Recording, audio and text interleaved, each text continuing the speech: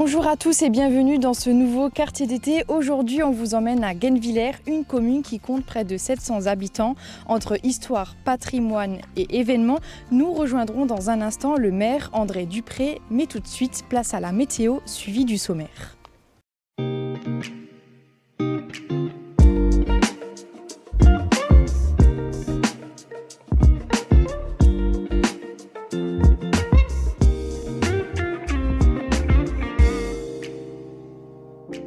Dans Quartier d'été aujourd'hui, direction la piscine de Forbach. Ce samedi, l'association La Voix d'Adam organisait Le Grand Bleu, une matinée consacrée aux enfants en situation de handicap et à leurs familles.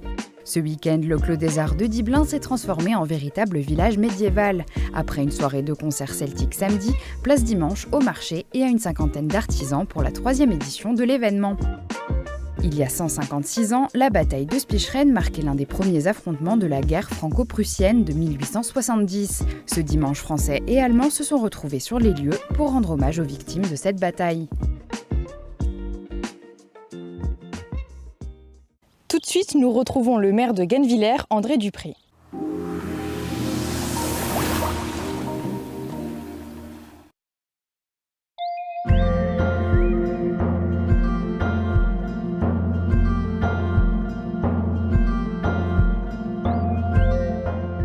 Je me trouve avec André Dupré, maire de Guenvillers. Bonjour. Bonjour à vous. Alors, comment vous décrirez cette commune de Guenvillers pour des personnes qui ne connaissent pas ? Guenvillers, c'est un petit village de 700 habitants qui se situe entre l'axe Saint-Avold-Sarreguemines et l'axe Forbach-Saint-Avold. Donc on est un peu à l'écart, il n'y a pas beaucoup de gens qui y passent naturellement. En règle générale, c'est qu'ils ont une bonne raison de venir ici. Notre petit village de 700 habitants est plutôt paisible, je dirais. Les gens s'y sentent bien et la preuve, c'est que dès qu'on a des maisons à vendre ou quoi que ce soit, elles trouvent preneur très rapidement. Le tissu associatif aussi dans cette commune est plus ou moins important. Quelles sont les associations ici ? Alors le tissu associatif a pris un sérieux coup au moment du Covid. Et donc on a perdu 2-3 associations qui sont en sommeil, qui animaient beaucoup le village. Là actuellement on a une nouvelle association qui commence à se développer, dont vous avez vu avant les préparatifs pour une soirée jeu et qui fait des manifestations tout au long de l'année pour retrouver un lien entre les différentes générations du village. Vous avez parlé de 3 associations avant qui sont depuis le Covid, c'est lesquelles ? C'est les aviculteurs, on avait une association de sidecaristes aussi. Et il y avait le football club avec une partie vétérans surtout. Merci beaucoup André Dupré pour ces informations. Quant à nous, on se retrouve juste après ce reportage. Dans les bassins de la piscine olympique de Forbach, les enfants profitent de l'eau accompagnés de leurs parents et des membres de l'association La Voix d'Adam. Pour certaines familles, une sortie à la piscine peut pourtant être difficile à envisager seule. Les enfants comme Adam, qui ont un TND ou qui sont autistes, adorent l'eau. Par contre, ils ne sont pas forcément faciles à gérer. Donc le fait d'y aller avec l'association, ça lève certaines appréhensions. Et les parents qui n'osent pas peuvent venir, c'est pour ça qu'on est là en fait. Pour cette matinée, l'association mise sur un cadre plus calme et connu des familles. L'objectif, permettre aux enfants de profiter de l'activité sans que leurs parents aient à gérer seuls les éventuelles difficultés. L'idée, c'est de montrer qu'on peut faire de l'inclusion partout. C'est d'ailleurs le leitmotiv de nos activités de cet été. L'inclusion partout, elle est possible. Une démarche qui rejoint celle de la piscine olympique de Forbach. L'établissement travaille déjà avec des structures spécialisées et souhaite continuer à ouvrir ses bassins à tous les publics. C'est vraiment aussi l'objectif de la piscine, d'accueillir tous les enfants. Et on ne va pas laisser un petit handicap ou un gros handicap, ne pas les laisser venir à la piscine.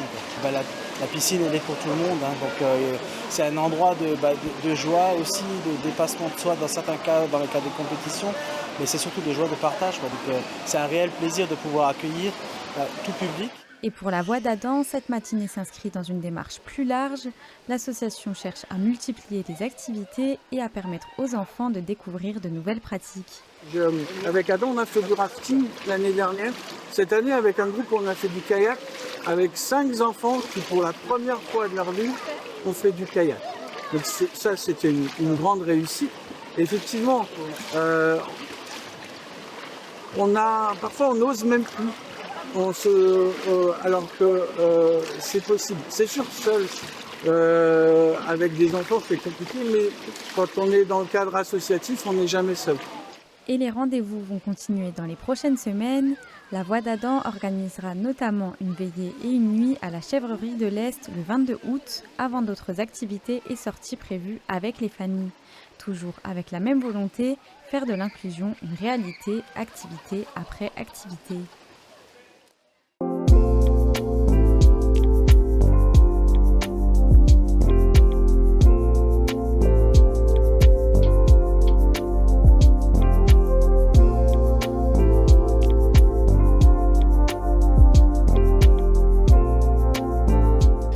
De retour avec André Dupré, cette fois devant l'église paroissiale Saint-Lambert.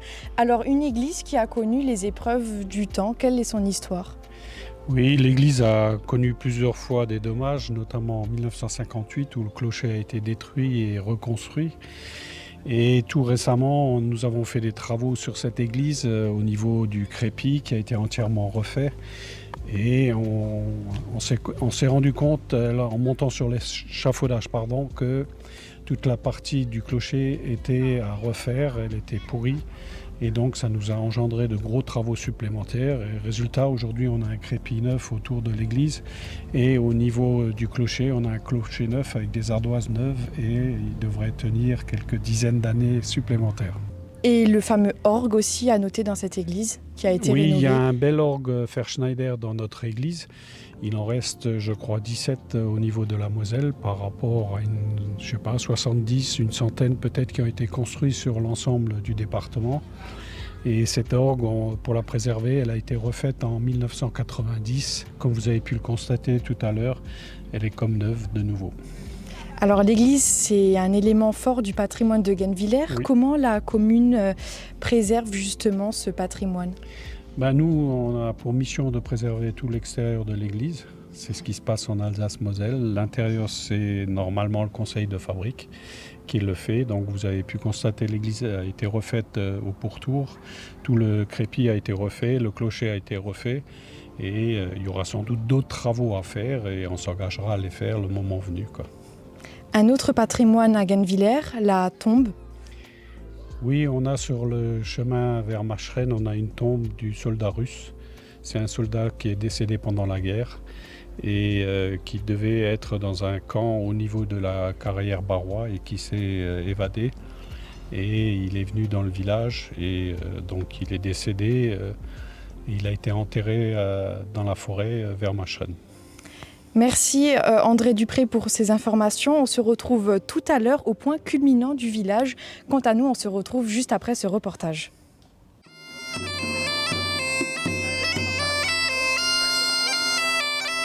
Costumes, décors, musique et animation. Pendant les 2 jours du week-end des 8 et 9 août, l'association H-Lore plonge les visiteurs dans l'univers du Moyen-Âge. Hier soir, le samedi, on a fait une grande soirée concert celtique médiéval. On a eu plus de 1000 personnes, c'était incroyable. Et aujourd'hui, on a un marché médiéval, on a un village médiéval en extérieur, on a des troubadours, on a un amuseur public et on a une 50aine d'artisans présents. Pour cette 3e édition, le rendez-vous s'est donc installé sur 2 jours, une formule qui permet à l'organisateur de développer progressivement l'événement. La première année, on était sur 1 jour. La 2e et 3e année, on est sur 2 jours. On a fait des concerts. Toujours à penser plus de choses pour le confort du public et des artisans. Parmi les exposants, chacun apporte son propre savoir-faire, forge, cuir, bois ou encore bijoux.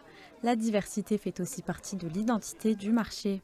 Puis il y a aussi une bonne variété au niveau des artisans et c'est ça qui est intéressant parce que des fois on peut faire des marchés où on voit beaucoup de fois la même chose Là aujourd'hui il y a un beau panel, je dirais. Voilà, il y a du travail du cuir, du travail du bois, il y a moi donc qui fais de la forge, il y a une petite compagnie médiévale, il y a de la musique, voilà, c'est très varié, donc c'est très agréable aussi. Et certains visiteurs de l'an dernier sont cette fois revenus en tant qu'exposants, séduits par l'ambiance du rendez-vous.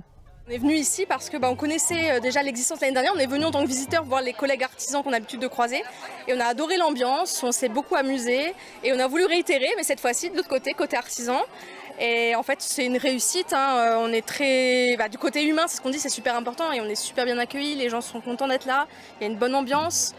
Et donc c'est super sympa. Entre les concerts du samedi et le marché du dimanche, le Clos des Arts aura donc vécu tout un week-end au rythme du Moyen-Âge. Une 3e édition qui confirme le succès de ce rendez-vous à Dibelin.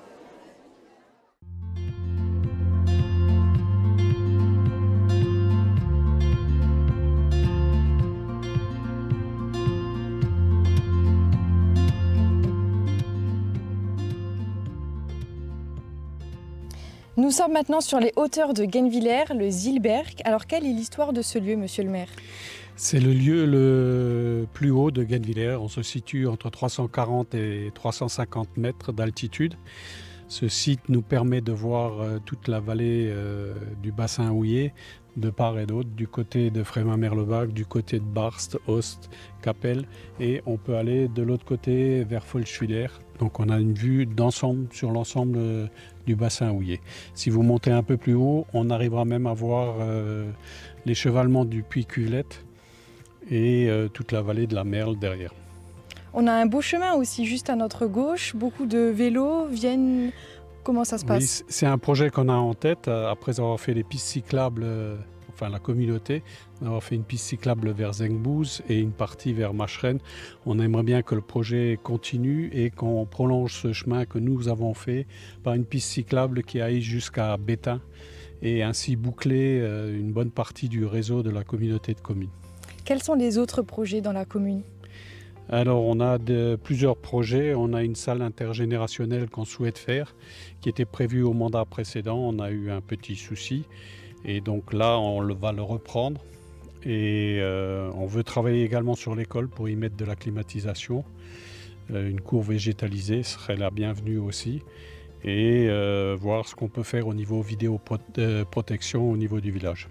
Donc ça fait beaucoup de projets, on est en train de les étudier et puis on y mettra un ordre pour les réaliser plus tard. Par priorité. Merci beaucoup monsieur le maire pour toutes ces informations. On vous souhaite une très belle saison estivale. Quant à nous, on se retrouve juste après ce reportage. 6 août 1870, à Spicheren, Français et Prussiens s'affrontaient sur un champ de bataille, laissant derrière eux des milliers de morts et de blessés. Aujourd'hui, cette date est devenue un moment de commémoration, symbole de l'amitié franco-allemande. Les 7 sœurs et moi gravîmes les collines de Saarbrück et la hauteur devenue si célèbre de Spicheren que j'avais vue la veille et qui étalait encore ce jour-là tous les horribles débris de la bataille. Oui, c'est un moment d'histoire important pour Spicheren. Spicheren a même une rue qui porte la date. On peut même dire qu'aux Invalides à Paris, il y a une pièce aussi dédiée à la bataille de Spicheren. Donc c'est quand même une bataille importante qui a eu lieu et que on a à cœur de partager avec les Français, les Allemands. Et ayant une population allemande aussi en pourcentage, c'est important de vraiment créer le lien et l'amitié qui subsistent. Une cérémonie qui permet de resserrer encore un peu plus les liens avec la ville de Saarbrück qui s'est déroulée en 3 étapes. Alors il y a ces 3 arrêts-là, en fait, un premier arrêt donc, sur le monument en contrebas du restaurant Vol qui permet de faire un point historique. Donc rappeler ce qu'il y a eu, le champ de bataille, qu'il y a eu beaucoup de pertes des deux côtés, que beaucoup de personnes sont mortes, que ça a été vraiment un combat féroce. Ensuite, on se dirige vers la Grande Croix, qui en fait est le monument principal de justement pour la mémoire de tous ceux qui sont morts lors de cette bataille. Et après, la troisième étape, c'est en fait le cimetière, qui est en fait un cimetière avec que des soldats allemands dedans. C'est que des soldats allemands. Il y a plus de 1000 soldats allemands qui sont enterrés là, donc qui sont tombés sur le champ de bataille et qui ont été tous mis là en souvenir de mémoire que voilà. Symbole de transmission, le conseil municipal des jeunes était également présent pour le dépôt des gerbes. Important aussi, il ne faut pas que nos jeunes oublient ce qu'il y a eu, les guerres que nos ancêtres ont subies pour qu'on en voit d'autres, parce que ça a quand même fait beaucoup de ravages, que ce soit côté allemand, côté français, et ce souvenir c'est important.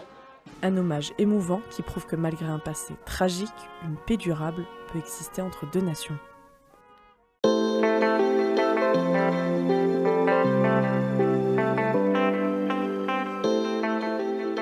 Et voilà, c'est déjà la fin de votre quartier d'été. Vous pouvez retrouver toutes nos informations en replay sur notre site tv8.fr ou sur nos pages Instagram, Facebook et YouTube.